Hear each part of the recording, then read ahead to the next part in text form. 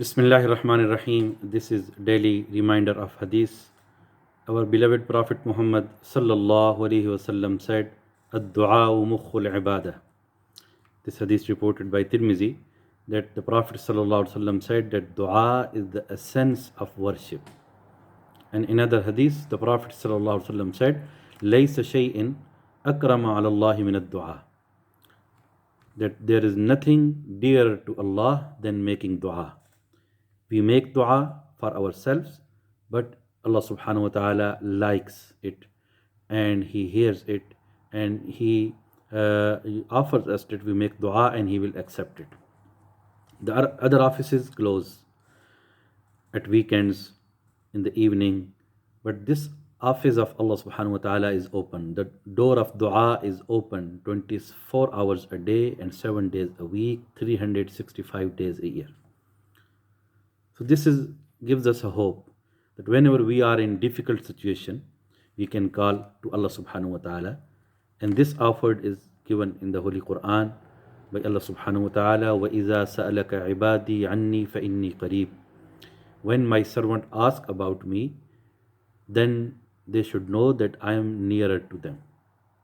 أُجِيبُ دَعْوَةَ الدَّاعِ إِذَا دَعَانِ. I respond to the caller, the person who makes dua. إِذَا دَعَانِ, whenever he makes dua or she makes dua. فَاسْتَجِيبُوا لِي, so make dua to me alone. So this is, we have to make dua regularly to Allah subhanahu wa ta'ala. And if we do not make dua, then Allah will not like it. The human beings, when we ask again and again something, they become unhappy. They even become angry. Even parents get frustrated when their own children ask anything again and again. But Allah subhanahu wa ta'ala, always happy whenever we make dua to Allah subhanahu wa ta'ala. But when we make dua, we should keep in mind that there are certain adab and manners we have to follow. Dua does not need any specific language, any specific time. We can make dua to Allah subhanahu wa ta'ala at any time in any language. There's no barrier between us and Allah subhanahu wa ta'ala for making dua. But if we follow some certain adabs, inshallah, it makes the chances greater if we follow these guidelines. First of all, whenever we make dua, we should make it with ikhlas and sincerity. We should make it with yaqeen, with certainty that Allah can accept this dua and there's nothing beyond Allah's capacity. Inna Allah ala kulli shay'in qadir. Allah has the power over everything. And secondly, we should not make dua with negligent and careless heart. We should make full concentration when we make dua. It means that we are serious in our dua. Otherwise, it will become a joke. And Allah does not like this. ادعوا الله وأنتم موقنون بالإجابة واعلموا أن الله لا يستجيب دعاء من قلب غافل له. This hadith, authentic hadith of Muslim, that whenever you make dua to Allah, then you should make a firm belief that Allah can answer your dua. And be aware that Allah does not accept a dua which is made from a careless and negligent heart. And thirdly, whenever we make dua, this is a condition of the acceptance of dua that our earning should be halal. The food we eat, the money we earn should be from a legitimate source. The Prophet ﷺ said that a person who comes from a very far journey, long journey, and then he makes dua to Allah subhanahu wa ta'ala, his hands are raised and he say, Ya Rabb, oh my Lord. But the reality is, mat'amuhu haramun, his food is haram, mashrabuhu haramun, his drink is haram, wa malbasuhu haramun, his dress is haram, wa ghuziya bil haram, and his food and meal is haram. فَأَنَّا يُسْتَجَابُ لِذَلِكَ, how his dua can be accepted. And then the Prophet ﷺ also said that when a person even makes hajj or journey of hajj or umrah, but if the earning is not halal, then his hajj will not be accepted, his umrah will not be accepted. And there's appointed angel who makes dua. When he says labbaik Allahumma labbaik, an appointed angel responds la labbaik wa la sa'daik. Your attendance is not accepted, you are not welcome here, you are not blessed. And wa hajjuka ghayru mabrur, your hajj is rejected, is not accepted, is not maqbool. Allah subhanahu wa ta'ala mentioned in the Holy Quran, Ya ayyuhar rusul kulu min at-tayyibat wa amalu salihah. The fundamental guidelines that eat halal, eat what is pure, and do good deeds.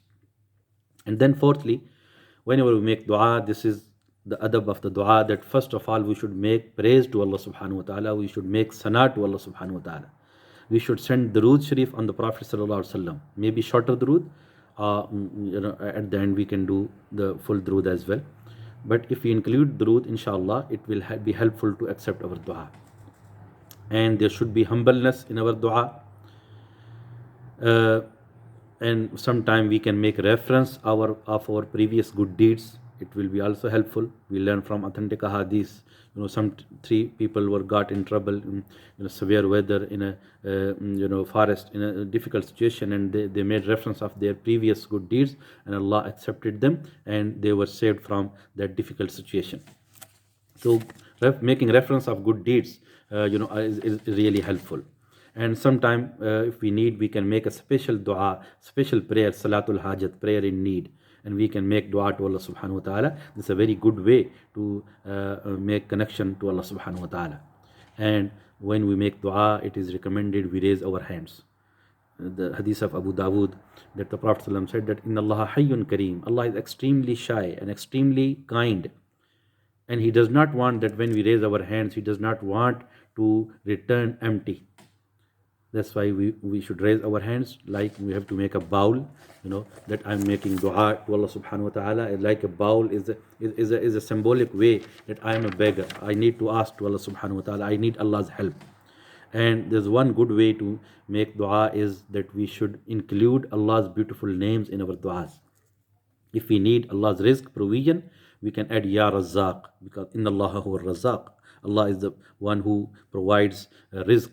So if anything we are asking from Allah subhanahu wa ta'ala, if we need Allah's mercy, we can say Ar-Rahman, Ar-Rahim, whatever is relevant name from Asma'ul Husna, we can say. If we are seeking forgiveness, if we are seeking Tawbah, Ya Ghaffar, Ya Ghafoor, we can include.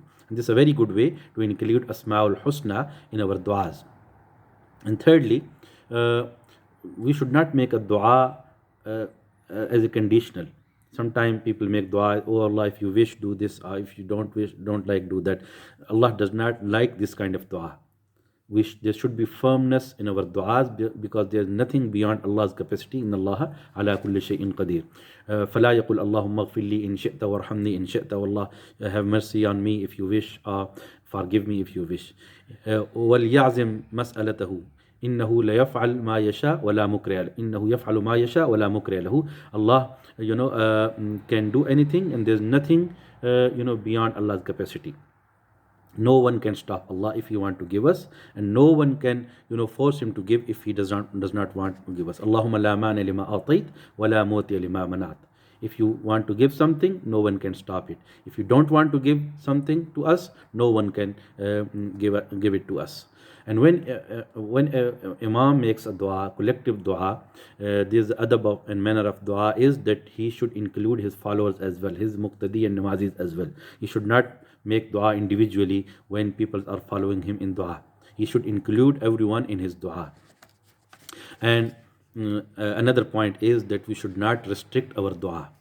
Because one time when the Prophet ﷺ, finished a prayer, a Bedouin person, desert person, he made dua, Allahumma arhamni wa Muhammada wa la tarhamni ma'ana ahada. O Allah, show mercy on me and show mercy on Prophet Muhammad sallallahu, and do not show mercy on anyone else. And the Prophet sallallahu said, laqad tahajjarta wasi'a, that you have restricted Allah's vast mercy. Allah's mercy is great. He can forgive everyone.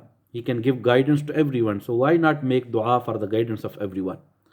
That's why it is very important that we should not restrict our dua, and we should not make bad dua against anyone.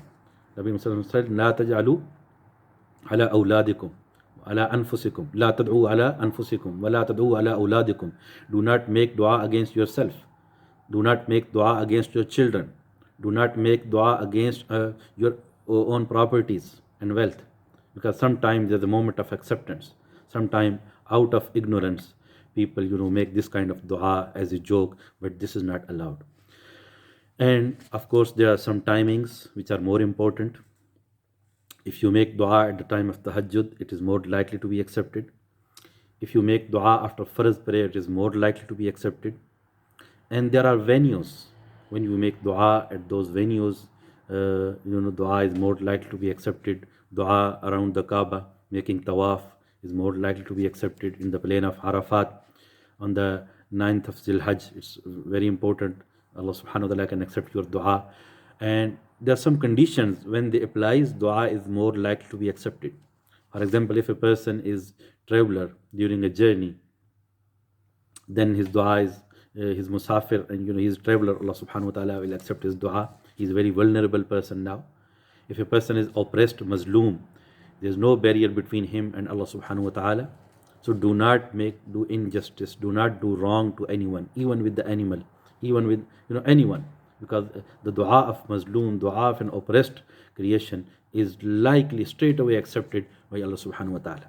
And the dua at the time of iftar is likely to be accepted. The dua at the time of suhoor is likely to be accepted. Dua after recitation of the Quran is likely to be accepted.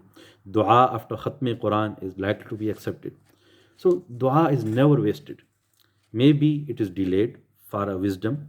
Maybe Allah subhanahu wa ta'ala give us something alternative which is much better, because Allah subhanahu wa ta'ala knows the upcoming scenarios. So that's why when we make dua, we can say, Allah, you know the upcoming scenarios. And if you think that this thing is, against, my religion, my faith, then Allah subhanahu wa ta'ala give this thing to me. Doesn't give this thing to me, and we can say this kind of thing. But we have to make a firm belief that Allah can accept dua anytime. And even if we do not get anything in return of our dua in this world, then dua still is valid. In the next world, in the akhirah, Allah subhanahu wa ta'ala will give special reward for the people who made dua but that was not accepted in the world. And that time, at that moment, people will wish that all his dua should have been rejected in the world, and the reward should have be given at that time, because that will be the most needy time for us. So may Allah subhanahu wa ta'ala give us ability, give us tawfiq to make sincerity in our dua, and may Allah accept all your duas which are legitimate, which are valid, and may Allah subhanahu wa ta'ala give everyone full protection, full health, to you, to your families, to your children, the whole ummah, and we can make dua for the guidance of the whole humanity. أقول قولي هذا واستغفر الله لي ولكم.